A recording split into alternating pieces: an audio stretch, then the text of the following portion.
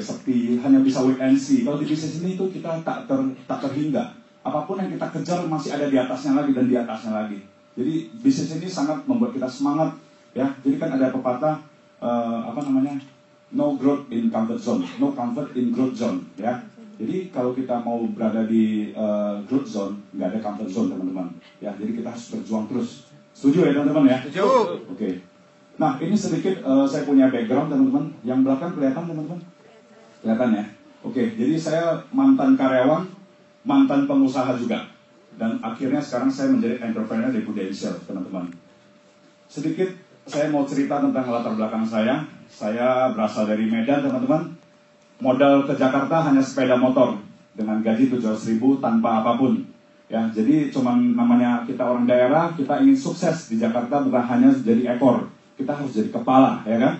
Jadi saya pikir-pikir waktu saya jadi karyawan dengan gaji 700.000, bagaimana saya bisa nikah? Saya masih umur 20 tahun waktu itu. Bagaimana saya bisa beli rumah di yang saya inginkan? Nggak mungkin, ya kan? Kan di NBO semuanya kan teman-teman udah tahu, karyawan setahun naik gaji 10%. Mau sampai kapan baru 100 juta per bulan? Di Pru udah pasti 4 tahun kan gitu. Ya kan? Dan akhirnya saya waktu kerja 2004 mentok. Atasan saya langsung owner, ya kan? Jadi saya pikir-pikir, wah ini kalau daripada saya habis waktu terlalu banyak, akhirnya saya harus memutuskan jadi business owner. Waktu saya jadi karyawan itu saya nggak tahu jalan di Jakarta sama sekali ya. Saya masih buta.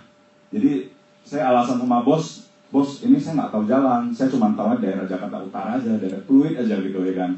Terus disuruh kunjungan daerah Jakarta Timur saya nggak tahu. Udah Thompson, ini ada Yellow Page, nah kamu baca gitu. Dulu belum ada Waze atau Google Maps dan lain-lain ya. Jadi dengan modal itu ya saya harus keliling, harus cari tahu gitu ya. Jadi dari sana teman-teman. Nah setelah jadi karyawan ya, kita ingin jadi bos ya. Semua dari karyawan kan pengen jadi bos, betul nggak teman-teman? Ya, kita pengen jadi bos yang bisa perintah-perintah, gaji orang, kita banyak duit kan gitu. Ya, tapi belum tentu teman-teman ya. Saya akan cerita ke teman-teman semua bagaimana untuk merekrut seorang pengusaha. Setuju teman-teman? Setuju. Ya. Nah, ini akhirnya 2004 saya putuskan untuk resign. Karena ya kita namanya kerja mau sampai kapan? Mana bisa beli rumah sendiri ya kan? Dengan gaji cuma 700.000, terakhir cuma 2 juta. Nah, ini ada yang tahu Harko Mangga 2, teman-teman ya? Nah, ini saya dulu berawal dari sini. One man show, teman-teman. Jadi saya yang terima order, saya yang juga nagih utang, saya juga yang kirim barang juga, ya kan? Jadi one man show, awalnya seperti itu. Nah, 2004 itu, kalau teman-teman tahu mungkin di saat itu laptop-laptop yang terkenal, merek Toshiba, Sony ya. Nah, itu harganya 15 juta, mahal teman-teman. Ya, jadi akhirnya saya Acer itu murah, cuma 4 juta, 5 juta. Jadi waktunya tepat sehingga bisnisnya booming teman-teman. Ya, ini adalah outlet saya, total ada 16 di seluruh Jakarta, Bogor, Depok, Tangerang. Ya, jadi satu outlet lebih kurang modalnya 1 miliar. Ya, jadi dari modal 35 juta tadi di Sandepas itu pun pinjam dari kakak saya.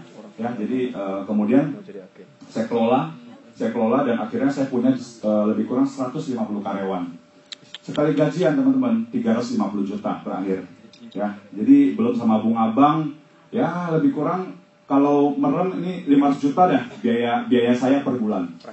Oke, jadi ini ada 16 outlet ya. Jadi ada di semua di Mangga 2, Ratu Plaza, Ambassador, Pinangsia dan lain-lain ya. Jadi ada total 16 cabang.